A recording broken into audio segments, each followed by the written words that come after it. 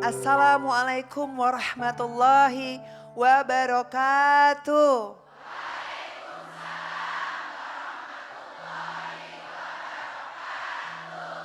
Selamat datang dalam program Kajian Hati bersama Ustadz Hilman Fauzi dan saya Fairuz Arafik yang akan menemani pemirsa yang ada di rumah dan juga para jamaah yang ada di sini. Ustadz, tema kita kali ini benar-benar menarik sekali.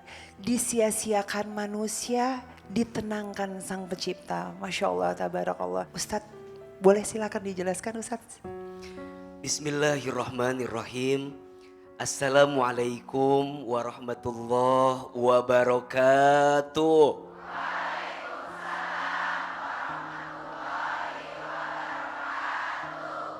Bunda, manusia itu datang sebentar, tapi seringkali membuat luka hati semakin besar. Manusia itu datang sesaat, tapi seringkali membuat luka hati semakin berat.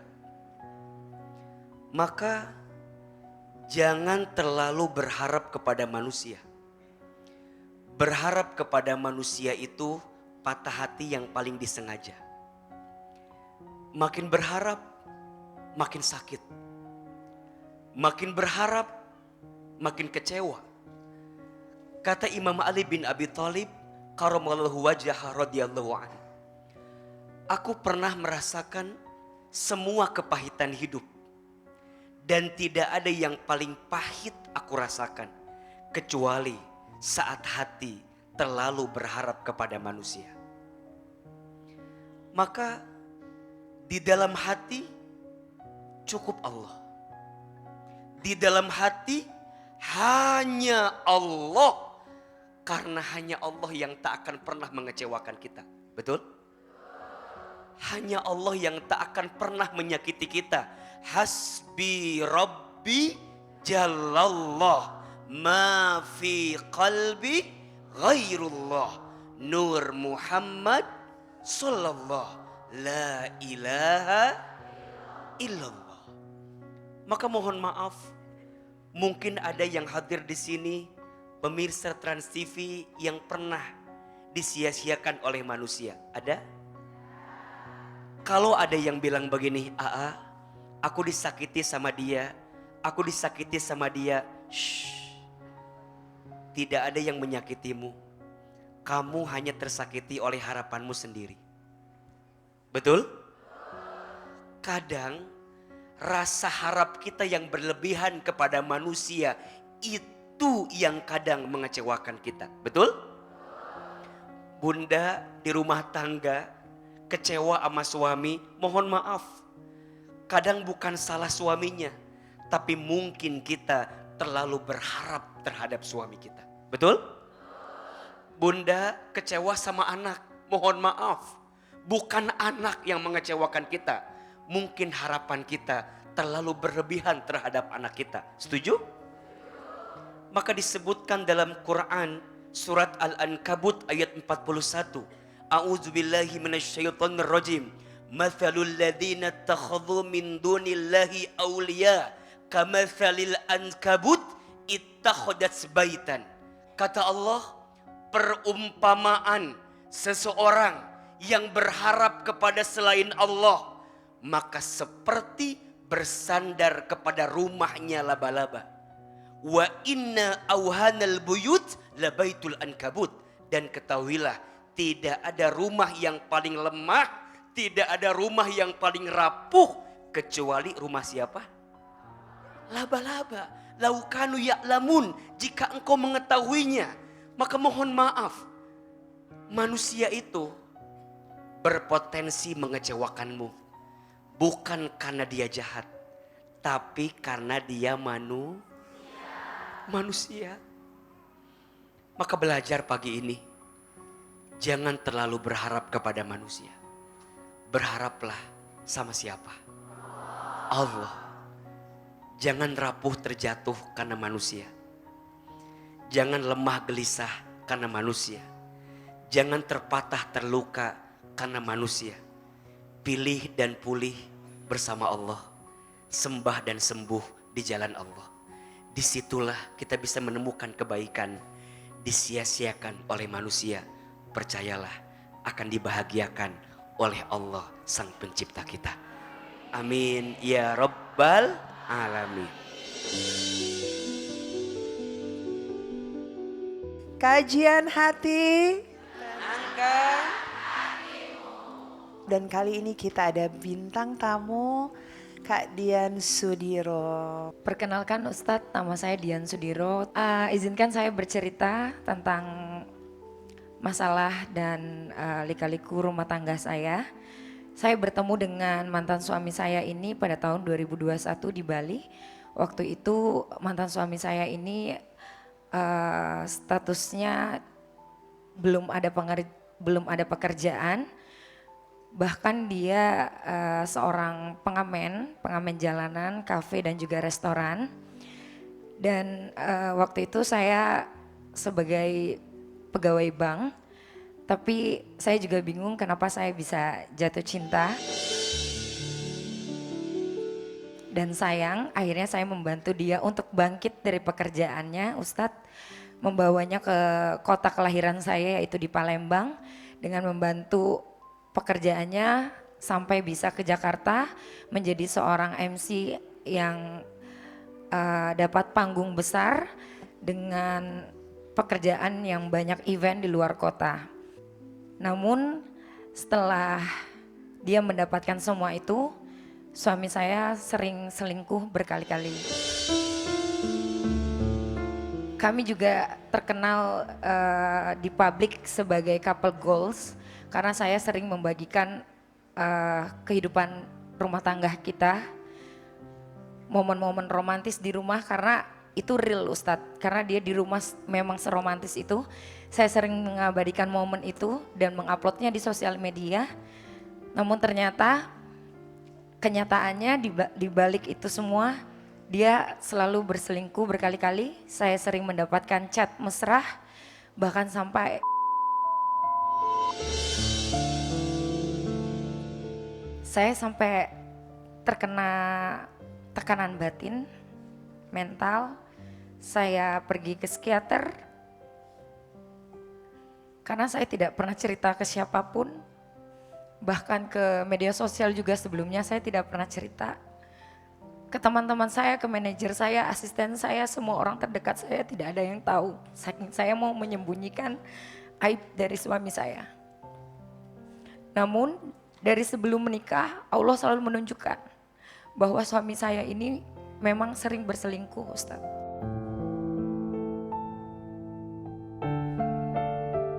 Dan tanpa saya mencari tahu, seringkali Allah tunjukkan tanpa saya mencari tahu, dari orang-orang yang memberitahu atau dari HP-nya yang tiba-tiba terbuka melihat chat mesra dan lain-lain. Bahkan saya sempat menemukan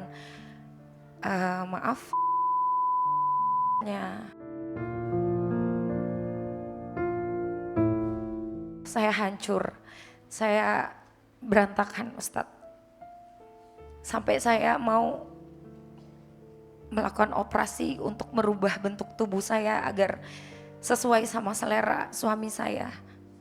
Saya tahu itu salah, makanya saya sekarang memutuskan untuk ambil langkah yang lebih jauh, yaitu perceraian, Ustadz. Yang ingin saya tanyakan adalah yang pertama, apakah saya berdosa atau Allah marah kepada saya? Karena sejak awal Allah sudah sering menunjukkan petunjuk bahwa suami saya sering berselingkuh. Tapi saya menyembunyikannya selama ini dengan tujuan mempertahankan rumah tangga saya. Pertanyaan yang kedua, Ustaz, saya pernah membalas sekali dengan mengancam suami saya agar dia berhenti berselingkuh. Namun dia balas lagi berkali-kali. Saya sudah bertobat dan sholat tobat juga. Apakah dosa saya diampuni? Apakah saya sangat berdosa dengan pembalasan tersebut, Ustaz? Kemudian waktu itu suami sempat mengaku dengan wanita-wanita lain, bahkan saya baca chatnya. Dia mengaku bahwa hubungan kami itu sudah cerai, sudah berpisah. Dia mengaku ke perempuan-perempuan lain bahwa kami sudah bercerai. Apakah itu sah? Apakah itu sudah dianggap bahwa selama ini kami cerai secara agama, Ustadz? Terima kasih. Apa yang membuat kalian bertahan dan melanjutkan pernikahan tersebut? Pertama, orang tua. Saya nggak mau orang tua saya malu karena undangannya udah tersebar. Terus yang kedua, dia memohon ke orang tua saya dan ke saya dan berjanji bahwa dia akan berubah. Ya, jadi saya maafkan, Kak.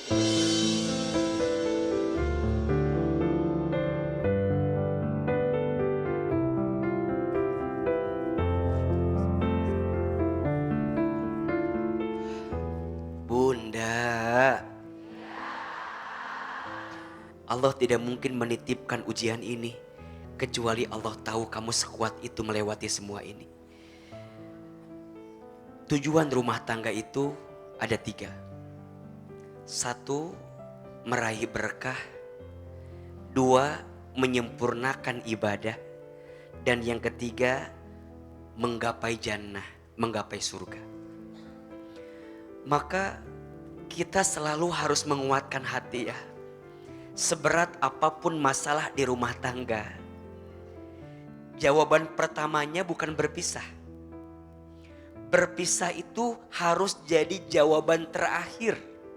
Setelah semua sulit diperbaiki, setelah semua sulit untuk dihadirkan kebaikan kembali. Maka mohon maaf ya, beliau bertanya, pilihan saya untuk berpisah seperti apa? Tergantung keadaannya. Kalau sulit diperbaiki, sudah tidak ada kebaikan yang bisa bertumbuh, maka diperbolehkan seorang istri untuk meminta namanya khulu, menggugat pisah terhadap suaminya. Kalau dari suami namanya talak, kalau dari istri namanya khulu, minta berpisah. Dan itu ada haknya. Silahkan. Tapi ingat, bukan jadi pilihan pertama. Itu adalah pilihan terakhir setelah semuanya sulit untuk diperbaiki. Jadi KBD, jangan merasa bahwa apakah saya salah, apakah saya berdosa. Jawabannya tidak, selama kita punya alasan yang kuat kenapa kita minta berpisah daripada pasangan kita. Yang kedua, saya pernah membalasnya, tapi kemudian malah dibalas lagi dengan balasan yang berkali-kali. Ini pelajaran. Jangan pernah memadamkan api dengan api. Yang terjadi bukan padam, malah apa? Kebakaran. Padamkan api dengan air. Air itu tenang, air itu adem. Maka saat ada masalah yang datang, jangan dibalas dengan kemarahan yang ada. Maka mohon maaf ya, kemarahan itu tidak akan menyelesaikan masalah. Kekerasan itu tidak akan pernah menyelesaikan masalah. Maka jangan menyelesaikan masalah dengan kekerasan. Terus gimana selanjutnya? Yang sudah terjadi biarlah terjadi, yang sudah berlalu biarlah berlalu. Tatap kebaikan yang Allah siapkan di waktu yang akan datang. Maka belajar ke depan. Kalau udah tahu orang ini gak baik, jangan memaksakan. Menikah dengan orang yang salah lebih sakit daripada menunda pernikahan. Setuju? Terus beliau bertanya lagi, gimana kalau ada, izin ya, seorang suami kemudian mengatakan talak sama orang lain. Apa maksudnya? Maka hati-hati dengan bab itu. Kalaupun memang kita sedang kecewa dengan pasangan, jangan kemudian mudah mengatakan kalimat pisah. Maka nanti talak itu ada 2 kan? 1 ada talak secara hakikat, 2 ada talak secara syariat. Talak secara hakikat, perilakunya sudah menjurus pada perpisahan. Berkhianat berkali-kali, nauzubillah, KDRT berkali-kali, tidak bertanggung jawab. Mungkin tidak terucap, tapi perilakunya sudah merujuk pada apa? perpisahan. Ada yang kedua, talak syariatnya terucap sebagaimana akad nikah harus terucap, maka talak pun juga harus terucap. Tapi semua sudah berlalu. KBD kuat sampai titik ini. Ini juga pelajaran buat yang di luar sana ya. Jangan menggunakan standar sosial media untuk mengukur rumah tangga kita. Kadang yang terlihat di sosmed belum tentu yang sebenarnya. Setuju? Dan ini juga kita belajar ya. Ada satu penyakit yang harus kita jaga dan kita hindari, namanya ain. Apa namanya? Ain. Ain itu apa ya AA?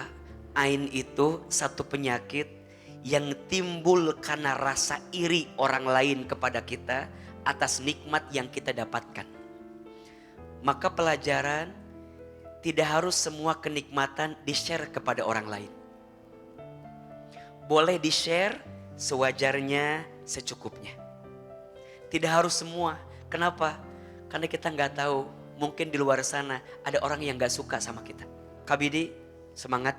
Yang hancur rumah tanggamu bukan hidupmu. Setuju? Yang gagal hanya rencanamu, bukan masa depanmu. Percayalah, ada hati yang lebih baik untuk menyimpan hati yang baik. Insya Allah ada pelangi setelah badai, ada bahagia setelah terluka yang pernah kita rasa. Amin ya robbal. Kalau cinta udah nggak ada lagi. Mungkin sisa rasa kesal, emosi dan marah aja. Karena sampai titik hari ini juga dia belum datang untuk minta maaf gitu.